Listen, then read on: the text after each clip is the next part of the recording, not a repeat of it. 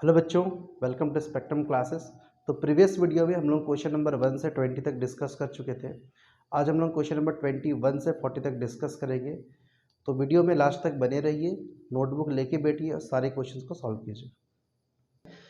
If a body is rotating about an axis, कोई भी body है वो क्या है, उसके एक्सिस के अबाउट रोटेट कर रहा है, passing through the centre of mass and it's angular momentum is directed towards.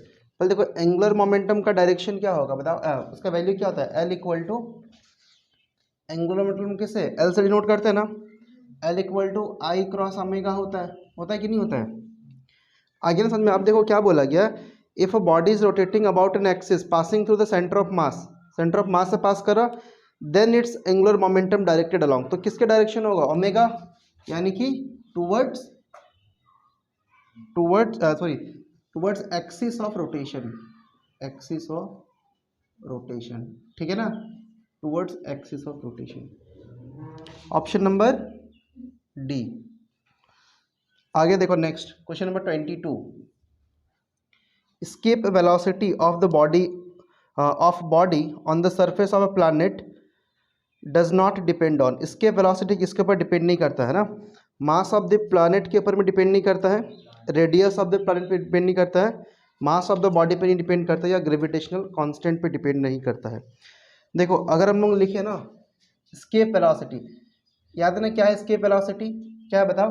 अगर ये कोई प्लानट है, मान लो ये अर्थ है, आप एक ऑब्जेक्ट को कितना स्पीड से फेंकोगे है ना कि कभी और वापस धरती पे ना आए, ये अर्थ का जो ग्रेविटेशनल फील्ड है उससे बाहर चला जाए, उसको हम लोग क्या बोलते हैं, स्केप वेलोसिटी। ये जो स्केप वेलोसिटी अलग अलग प्लैनेट का अलग अलग होता है, तो स्केप वेलोसिटी किस चीज़ के ऊपर डिपेंड नहीं करेगा, ये पूछा गया।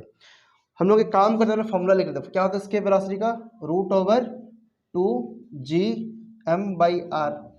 और अर्थ के लिए कितना होता है बताओ स्केप वेलोसिटी, 11.2 किलोमीटर पर सेकेंड। अगर आपसे पूछे अर्थ का कितना होता है स्केप वेलोसिटी, क्या होगा आंसर, 11.2 किलोमीटर पर सेकेंड, ठीक है ना। मतलब अगर आप किसी भी ऑब्जेक्ट को 11.2 किलोमीटर पर सेकेंड से फेंकोगे तो वापस कभी वो नहीं आएगा, ठीक है ना। अब फॉर्मूला क्या है इसके वेलोसिटी का, 2gm/r। जी क्या है बताओ, ग्रेविटेशनल कांस्टेंट है, कैपिटल एम क्या है, मास किसका, जैसे मान लो अर्थ का निकाल रहे हो तो अर्थ का मास, आर क्या है, रेडियस, ठीक है ना, आ गया समझ में। तो किस पे डिपेंड नहीं करेगा, देखो mass of the planet depend तो करेगा भाई मास ऑफ द प्लैनेट पे, रेडियस ऑफ द प्लैनेट उस पर भी डिपेंड करेगा, ये देखो आर है कि नहीं है। अगला क्या है, mass of the body, body पे नहीं डिपेंड करेगा। ऐसा नहीं है कि अगर मान लो 1 kg का ऑब्जेक्ट को फेंकना है तो 11.2 किलोमीटर पर सेकेंड, 5 kg का तो इतना मल्टीप्लाई बाई 5, ऐसा नहीं होगा। चाहे आप 1 kg का ऑब्जेक्ट को अर्थ से बाहर फेंको, धरती से बाहर फेंको, 2 kg का, 5 kg का, 10 kg का, कितना भी kg का फेंको, सबका escape velocity कितना होगा, 11.2 किलोमीटर पर सेकेंड। ये उस ऑब्जेक्ट का मास पे डिपेंड नहीं करेगा। क्लियर हो गया ना, आया समझ में। तो 22 का ऑप्शन क्या हो जाएगा, सी। क्लियर है।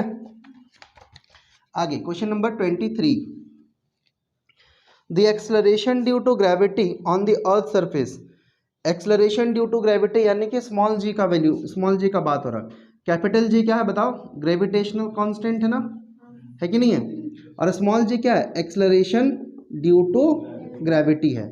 इसका वैल्यू अलग अलग जगह पे अलग अलग होता है। बोला गया कि सबसे ज़्यादा या सबसे कम कहाँ पर होता है, हम लोग जानते हैं पोल्स में इसका वैल्यू सबसे ज़्यादा होता है। पोल समझते हैं ना आप लोग, पोल्स के जैसे मान लो ये अर्थ है, अर्थ का ये बिल्कुल ऊपर का पॉइंट और बिल्कुल नीचे का पॉइंट, इसको हम लोग क्या बोलते हैं, इसको हम लोग पोल्स बोलते हैं। ये हो गया, ऊपर वाले को हम लोग क्या बोलते हैं, नॉर्थ पोल, नीचे वाले को क्या बोलते हैं, साउथ पोल बोलते हैं, ठीक है। तो यहाँ पे जी का वैल्यू क्या होगा, सबसे ज़्यादा होगा, स्मॉल जी का वैल्यू। और कैपिटल जी का वैल्यू कहाँ पे सबसे ज़्यादा होता है, ये हर जगह पे इक्वल होता है, ये कहीं भी ज़्यादा या कम नहीं होता है। स्मॉल जी अर्थ का पोल में सबसे ज़्यादा होगा, कैपिटल जी हर जगह पे, चाहे अर्थ हो, मून हो, कहीं भी हो, है ना, इक्वेटर हो, पोल हो, कहीं भी हो, हर जगह क्या होगा, इक्वल रहेगा। क्लियर है। चलिए question number 24, the escape velocity of a body depends upon mass as. Simple से वापस अगेन वही क्वेश्चन पूछा गया। देखो अगर मान लो बोला गया एस्केप वेलोसिटी किसके, जो मास के ऊपर में कैसे डिपेंड करेगा, मतलब जो स्केप वेलोसिटी है मास का कितना पावर पे डिपेंड करेगा। स्केप वेलोसिटी मास पे तो डिपेंड ही नहीं करता है। आ रहा कि नहीं समझ में? तो m का वैल्यू कितना होना, पावर कितना होना चाहिए यहाँ पे? जीरो होना चाहिए। आ गया ना समझ में? m का पावर जीरो यानी कितना हो जाएगा? 1 हो जाएगा। यानी स्केप वेलोसिटी मास पे डिपेंड नहीं करता है। तो ऑप्शन नंबर क्या होगा 24 का? A. Option number A, right. Again question number 25 देखो, hydraulic brakes work on the basis of.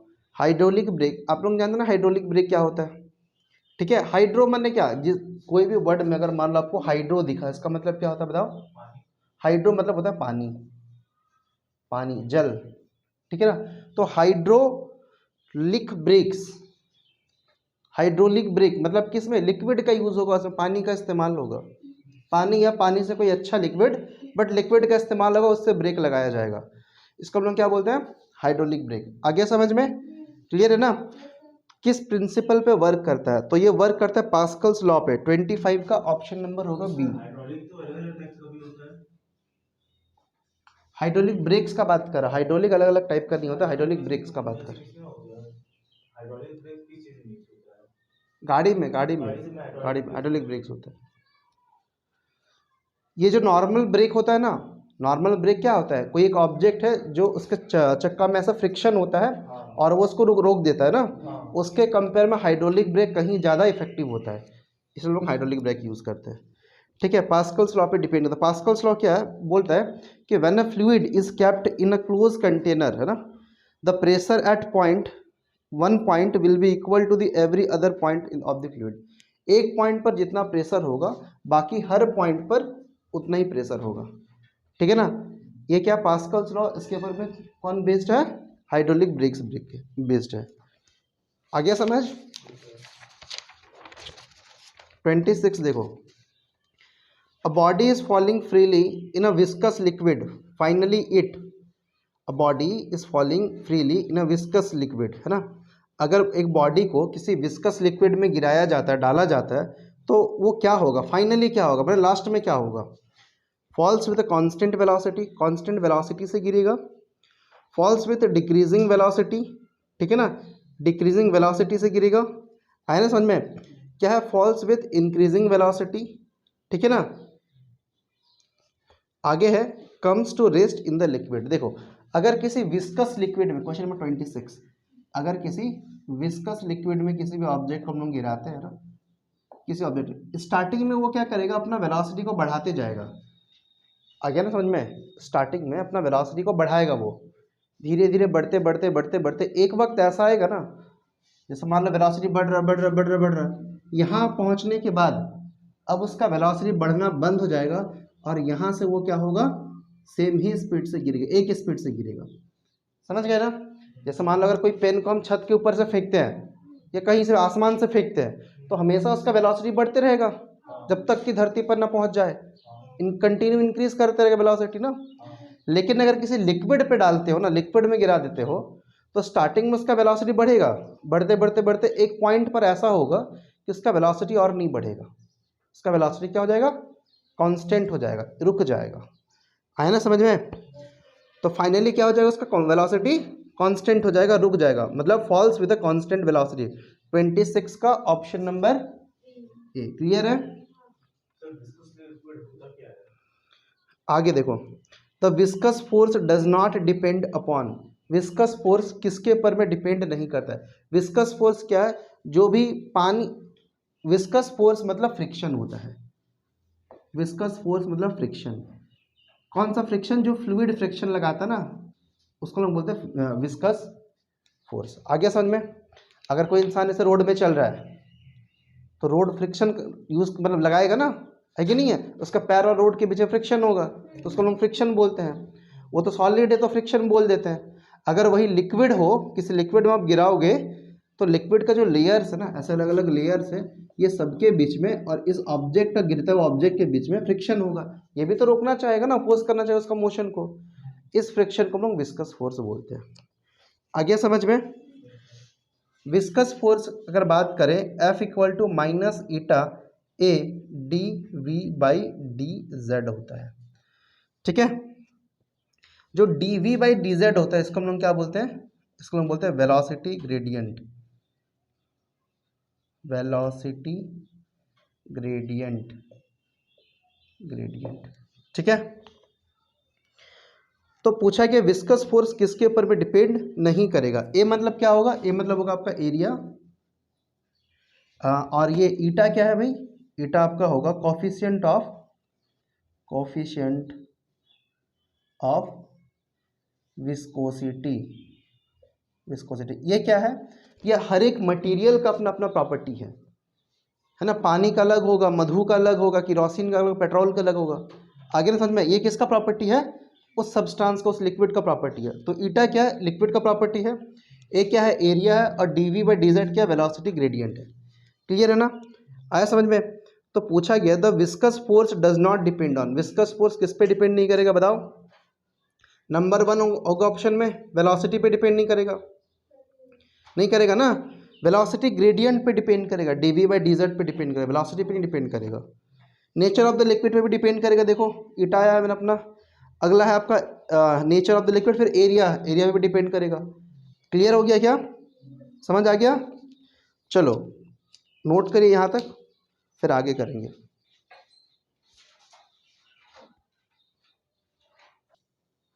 Question number 28, the velocity up to which the flow of liquid remains streamlined and above which it becomes turbulent is called.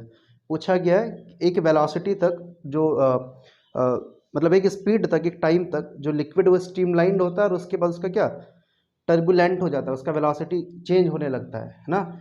उस समय हम क्या कहते हैं, हम क्या कहते हैं, क्रिटिकल वेलोसिटी। मतलब समझ में आया ना, क्रिटिकल वेलोसिटी मतलब ये पूछा कि बीच का स्टेज को क्या बोलते हैं, है ना। बीच का स्टेज को हम क्या बोलते हैं, क्रिटिकल वेलोसिटी बोलते हैं, क्रिटिकल वेलोसिटी। क्रिटिकल वेलोसिटी देखो, फिजिक्स में कोई भी वर्ड अगर मान लो आपको क्रिटिकल दिखा ना, क्रिटिकल समझते कि नहीं समझते हैं, कोई भी वर्ड के साथ अगर मान लो क्रिटिकल जुड़ा, इसका मतलब क्या होगा, इस पार उस पार के बिल्कुल बीच में है। बोलते हैं ना उसका कंडीशन बहुत क्रिटिकल है, इसका मतलब क्या, मर भी सकता है, जिंदा भी हो सकता है, वो बिल्कुल बीचों बीच में खड़ा है, मार्जिन पे ना, बॉर्डर में खड़ा है। तो वैसे ही जैसे हम लोग बोलते हैं क्रिटिकल एंगल, बोलते हैं क्रिटिकल एंगल, फिजिक्स में पढ़ेंगे 12 में क्रिटिकल एंगल। ठीक है ना। अगला है क्वेश्चन नंबर 29 ना। A steel wire is loaded by 2 kg weight, एक स्टील वायर है जो 2 kg लोड उस पर डाला गया। If the radius of the wire is double, अब आपने क्या किया, उसका रेडियस डबल कर दिया, then its extension will becomes, अब इसका एक्सटेंशन पे क्या चेंज होगा। 28 नंबर था ना, 29। हम लोग जानते हैं y इक्वल टू क्या होता है formula, F L naught by A delta L, ये फॉर्मूला था ना, आया समझ। ठीक है, डेल्टा एल मतलब चेंज, कितना एक्सटेंशन हुआ है। बोला डेल्टा एल का वैल्यू कितना ज़्यादा होगा अगर हम लोग इसका रेडियस बढ़ा देंगे। ठीक है, रेडियस डबल कर दिए, देखो क्या होगा। डेल्टा एल पर निकाल लेते हैं ना, डेल्टा एल का वैल्यू कितना हो जाएगा बोलो, कि डेल्टा एल यहाँ जाएगा और ये वाई नीचे आ जाएगा ना, मतलब F L naught by A into Y होगा।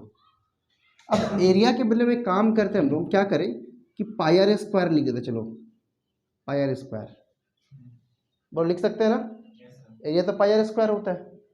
अगला स्टेज में आपने क्या किया है, डेल्टा एल को, जो आर है ना, आर को डबल कर दिया, डबल हुआ ना, रेडियस डबल हो गया, बाकी तो और कुछ चेंज नहीं होगा। तो आर है वहाँ क्या बन जाएगा, 2r बन जाएगा भाई, ये भाई क्लियर है। So delta L dash equal to F L naught by, ये क्या बनेगा बताओ, 4 बन जाएगा, 4 पाई आर स्क्वायर भाई। अब यहाँ से यहाँ तक ये बताओ क्या चीज़ है, डेल्टा एल है क्या, तो हम लिख सकते हैं delta L dash equal to 1/4 delta L. आया समझ, मतलब जो पहले डेल्टा एल हो रहा था, अब वो कितना हो जाएगा, 1/4 हो जाएगा। मतलब अगर पहले एक्सटेंशन 4 सेंटीमीटर होता था ना, तो अभी वो क्या होगा, 1/4, यानी इसका 4 भाग, यानी 1 सेंटीमीटर खाली बस एक्सटेंशन होगा। अगर आप उसका रेडियस को डबल कर दिए तो, जो वायर था स्टील का, उस वायर का रेडियस डबल कर दिए तो क्या हो जाएगा, एक्सटेंशन 4 गुना कम हो जाएगा। ऑप्शन नंबर क्या सही होना चाहिए, 1/4, 29 का सी, 29 का सी। अगला question number 30, the best ideal black body is. Black body क्या होता है? वो ऑब्जेक्ट होता है जो क्या करे, टेम्परेचर को रेडिएट ना करे, सारा टेम्परेचर को क्या करे, वो एब्जॉर्ब कर ले, वहाँ से टेम्परेचर कुछ भी बाहर, वहाँ से हीट बाहर ना निकले, सारा हीट को एब्जॉर्ब कर ले, हीट वहाँ से बाहर ना निकले, उसको हम लोग क्या कहते हैं? ब्लैक बॉडी कहते हैं ना। अगर आपको बेस्ट ब्लैक बॉडी बनाना है, आइडियल ब्लैक बॉडी बनाना है, तो उसका क्या तरीका है? ऑप्शन देखो, lamp of charcoal heated to high temperature, charcoal का लंप ले लो और उसको हीट करिए। दूसरा है metal coated with a black dye, black dye में मेटल कोट कर दीजिए, ठीक है ना, आयन समझ, मतलब सॉरी, मेटल में ब्लैक डाई कोट कर दीजिए। मान लो अपने लोहा ले लिया, उसके ऊपर ब्लैक कलर का पेंट मार दिया। Glass surface coated with coal tar, है ना, तो ये ऑप्शन है। अगला है hollow enclosure blackened inside and having a small hole, ये लास्ट वाला ऑप्शन जो होगा ना, ये सही होगा। क्या क्या करना है आपको, अगर आपको परफेक्ट ब्लैक बॉडी बनाना है तो इस तरह से एक डब्बा ले लो आप, ठीक है, ये हो गया डब्बा, कोई भी शेप में ले सकते हो, जरूरी नहीं कि ऐसे ही बनाओ। अब आप इसको क्या करो, देखो बोला गया होलो एनक्लोजर, एक छोटा सा हम लोग इसमें होल बनाएंगे, यहाँ छोटा सा इसे होल बनाएंगे, ठीक है, blackened inside and having a small hole. अब ये जो डब्बा है ना, अंदर तरफ से ये ब्लैक पेंट होगा, अंदर तरफ से ये क्या होगा, ये ब्लैक पेंट होगा अंदर से, समझ गया ना। एक डब्बा आपको बनाना है, बॉक्स आपको बनाना है, उसका अंदर से आपको ब्लैक पेंट करना है, छोटा सा उसमें एक हॉल होगा, छेदा होगा, तो ये क्या बनेगा आपका परफेक्ट बेस्ट ब्लैक बॉडी बनेगा। क्लियर है, समझ आ गया? तो 30 का ऑप्शन नंबर क्या होगा? डी, 30 का ऑप्शन नंबर डी। अगला 31 देखो, the transitional kinetic energy of gas molecule at temperature T for 1 mole of gas, इसका डेटा आपको याद रखना है। 31 में कितना होगा? 3/2 RT, मतलब ऑप्शन नंबर ए, ठीक है। ट्रांजिशनल काइनेटिक एनर्जी पूछा गया, कोई भी एक गैस मॉलिक्यूल का टेम्परेचर टी है इसमें, ठीक है, टेम्परेचर टी है, तो आर क्या होता है अपना? गैस कांस्टेंट होता है ना, 3/2 RT। क्लियर है? अगला, which of the following parameters does not characterize the thermodynamic state of matter. तो लोग थर्मोडायनामिक्स पढ़ रहे थे ना, अलग अलग हम लोग पैरामीटर्स को स्टडी कर रहे थे, उसमें से एक पैरामीटर इसमें से नहीं था। कौन सा बोलो नहीं था? वर्क, वॉल्यूम, प्रेशर और टेम्परेचर में से वर्क। हम लोग स्टडी किए थे ना वॉल्यूम का थर्मोडायनामिक्स में, हम लोग प्रेशर का स्टडी किए थे, टेम्परेचर का स्टडी किए, लेकिन वर्क का स्टडी नहीं किया था। 32 का आंसर बनेगा, 32 का आंसर बनेगा ए, इसका हम लोग स्टडी नहीं किए थे। आगे, heat can not by itself flow from a body to lower temperature to a body at higher temperature is a statement as a consequences of. बोला गया किसी भी लोअर, एक ऑब्जेक्ट है जिसका टेम्परेचर क्या है, लो है, कम है, और एक दूसरा ऑब्जेक्ट है जिसका टेम्परेचर क्या है, हाई है, तो हीट लो ऑब्जेक्ट वाले टेम्परेचर से हाई ऑब्जेक्ट वाले टेम्परेचर तक ट्रांसफ़र खुद ब खुद नहीं होगा, इसको करवाना पड़ेगा आपको। जैसे मान लो ये एक ऑब्जेक्ट है, इसका टेम्परेचर मान लो 3 डिग्री सेल्सियस, और एक दूसरा है इसका मान लो 13 डिग्री सेल्सियस, तो हीट यहाँ से यहाँ तक जाएगा क्या? नहीं जाएगा। अगर आप चाहोगे इसको ले जाना तो ज़बरदस्ती करना पड़ेगा इसके साथ, अपने आप तो नहीं जाएगा, ठीक है। कौन सा लॉ है थर्मोडायनेमिक्स का? तो ये आपको थर्मोडायनेमिक्स का क्या है? सेकेंड लॉ है। 33 का आंसर बनेगा डी, थर्मोडायनेमिक्स का सेकेंड लॉ, ठीक है। ऐसा नोट कीजिए पहले, फिर आगे करते हैं।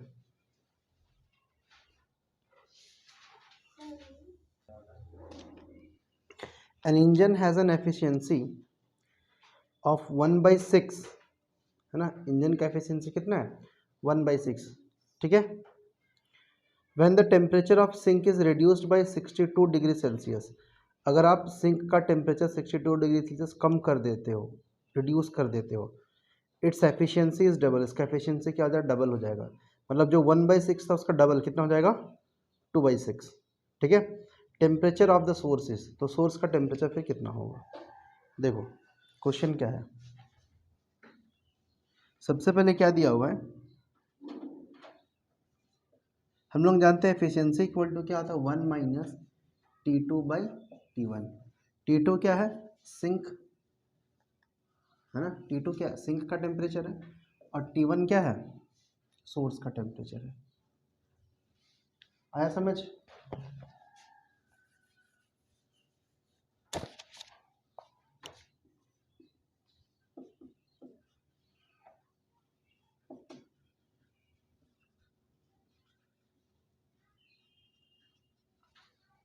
क्लियर है। अब देखो क्या क्या गया,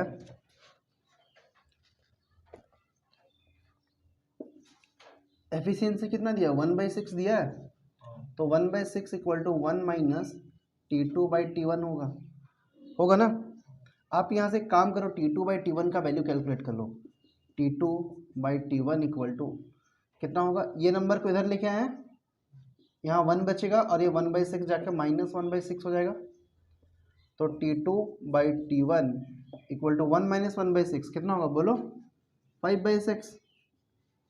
आया समझ नहीं आया? आया।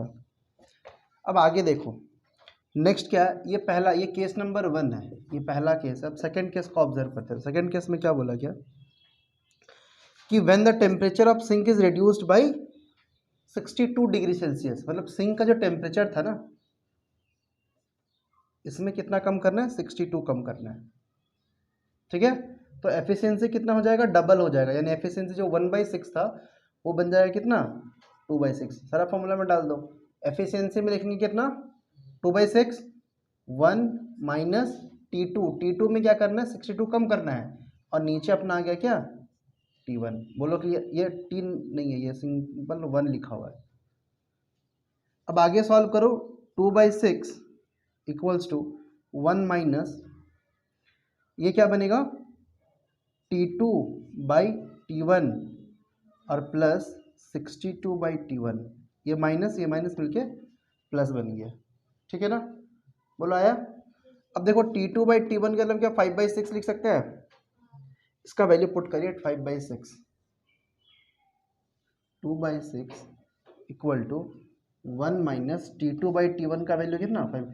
एक काम करो, इसको इक्वेशन नंबर 1 लिख दो, इसके बदले में आप लिखोगे 5/6 और ये प्लस 62/T1, ठीक है ना।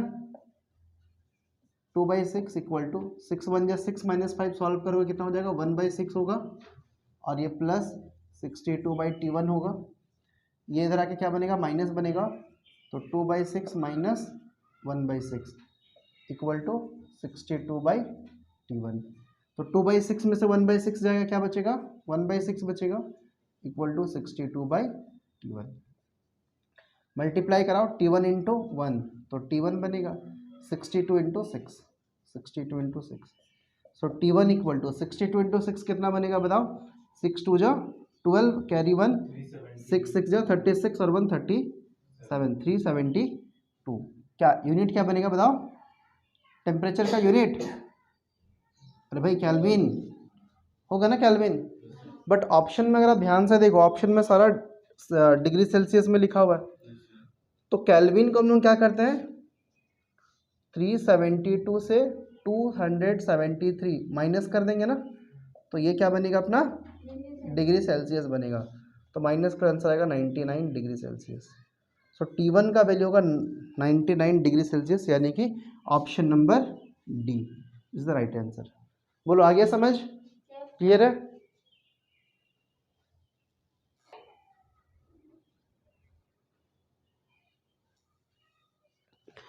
क्वेश्चन नंबर 35 ना, according to kinetic theory of gases at absolute zero of temperature, अगर टेम्परेचर एब्सोल्यूट जीरो हो जाए तो फिर क्या होगा, वाटर फ्रीजेज हो जाएगा, लिक्विड हीलियम फ्रीज हो जाएगा, मॉलिक्यूलर मोशन स्टॉप हो जाएगा, या लिक्विड हाइड्रोजन गैस फ्रीज हो जाएगा। देखो अगर मान लो किसी भी ऑब्जेक्ट का किसी भी गैस का अगर टेम्परेचर जीरो हो जाए ना, अगर टेम्परेचर जीरो एब्सोल्यूट जीरो हो जाए तो क्या होगा सर, काइनेटिक एनर्जी जीरो हो जाएगा, समझ गए ना। अगर किसी का भी टेम्परेचर एब्सोल्यूट जीरो हो जाए तो काइनेटिक एनर्जी उसका कितना हो जाएगा, जीरो हो जाएगा। काइनेटिक एनर्जी किसी का जीरो हो गया मतलब वो मोशन में नहीं होगा, फिर वो रेस्ट में आ जाएगा, यानी कि ऑप्शन नंबर क्या बनेगा, molecular motion stops, option number C बनेगा। आ गया समझ में। एब्सोल्यूट टेम्परेचर जीरो हो गया, अब एब्सोल्यूट जीरो हो गया, एब्सोल्यूट जीरो होने से क्या होता है, काइनेटिक एनर्जी जीरो हो जाएगा, और काइनेटिक एनर्जी जीरो होने का मतलब क्या है, उसके मॉलिक्यूल्स में कोई मोशन नहीं होगा, ऑप्शन नंबर सी, ठीक है, क्लियर है। आगे, in gases a sound waves is, gas में साउंड वेव कैसा होता है, लॉन्गिट्यूडनल्स होता है ओनली, है ना, ट्रांसवर्स होता है, option number C both A and B, यानी longitudinal as well as transverse, और लास्ट वाला नॉन ऑफ दिस, कुछ नहीं होते इनमें से। हम लोग जानते हैं साउंड कैसा वेव है, बताओ। लॉन्गिट्यूडनल वेव है। क्वेश्चन नंबर 36, साउंड कैसा वेव है? लॉन्गिट्यूडनल वेव है। लॉन्गिट्यूडनल वेव है। लॉन्गिट्यूडनल वेव में क्या होता है, पार्टिकल का वाइब्रेशन जिधर होगा, वाइब्रेशन जिधर होगा ना, वेव का मोशन भी उधर ही होगा, सेम वेव उधर ही प्रोपागेट करेगा।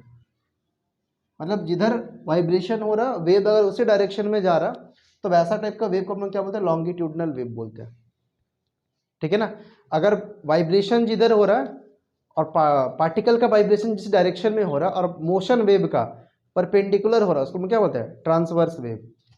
ठीक है ना। तो साउंड कौन सा वेव है?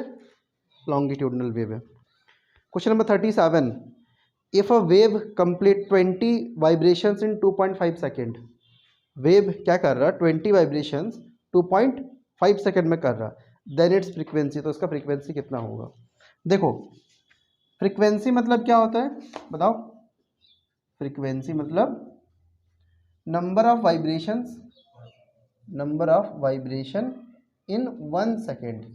भाई 1 सेकेंड में कितना बार वाइब्रेट कर रहे हैं, इसे हम लोग क्या कहते हैं? उसका फ्रीक्वेंसी कहते हैं। किससे डिनोट करते हैं हम लोग इसको? हर्ट्ज से डिनोट करते हैं। ठीक है। अब देखो 2.5 सेकेंड में, 2.5 सेकेंड में कितना वाइब्रेशन कर रहा है? 20 वाइब्रेशन कर रहा है। तो ये 1 सेकेंड में कितना वाइब्रेशन करेगा? 20/2.5 करेगा। बस इसे कैलकुलेट करने से आंसर आ जाएगा ना।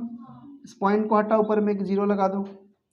5 4 जा 20, 5 5 जा 25, और ये 5 2 जा 10, यानी कि 4 × 2 यानी कि 8 होगा आंसर। 8 है ऑप्शन नंबर डी। बहुत आसान है। जब भी फ्रीक्वेंसी बोलेगा 1 सेकेंड में कितना वाइब्रेट कर रहा, बस वो निकाल लो। 2.5 सेकेंड में 20 बार कर रहा, तो 1 सेकेंड में 20/2.5 कैलकुलेट करने के बाद क्या आंसर आएगा? 8 हर्ट्ज, यानी कि ऑप्शन नंबर डी। ठीक है। क्वेश्चन नंबर 38 देखो, if the pendulum oscillates 38 times in 1 minute then the frequency. Again same question है, बस डेटा चेंज किया है। 38 1 मिनट में, 1 मिनट में कितना बार वाइब्रेट कर रहा है बताओ? 78 बार वाइब्रेट कर रहा है। 1 मिनट मतलब कितना? 60 सेकेंड, मतलब 60 सेकेंड में 78 बार कर रहा है। तो 1 सेकेंड में कितना बार करेगा? 78/60। ठीक है ना। कैंसिल करते 6 से, 6 10 जा 6 से कैंसिल करोगे, 6 1 जा 6, 6 3 जा 18, 13/10 यानी कि 1.3। 38 का option number C, option number C. बोलो क्लियर हो गया? आगे 39, which of the following is not essential for SHM. SHM के लिए क्या जरूरी नहीं होता है? एसएचएम यानी कि सिंपल हार्मोनिक मोशन। ठीक है। रिस्टोरिंग फोर्स चाहिए, इनर्शिया चाहिए, मटेरियल का मीडियम भी चाहिए, ग्रेविटी नहीं चाहिए, जरूरी नहीं ग्रेविटी। ठीक है। एसेंशियल नहीं है। 39 का ऑप्शन क्या बनेगा? ए।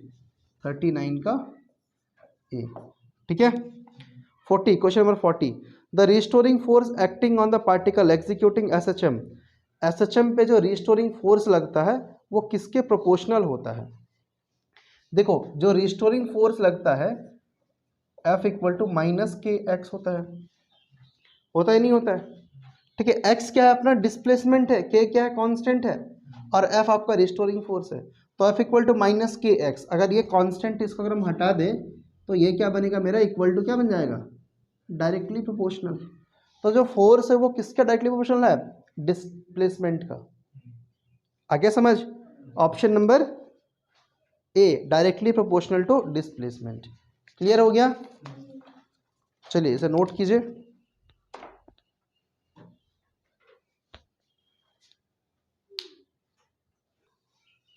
तो ये था बच्चों क्वेश्चन नंबर 21 से लेके 40 तक का सॉल्यूशन। आई होप आपको ये वीडियो अच्छा लगा होगा। Thank you for watching the video.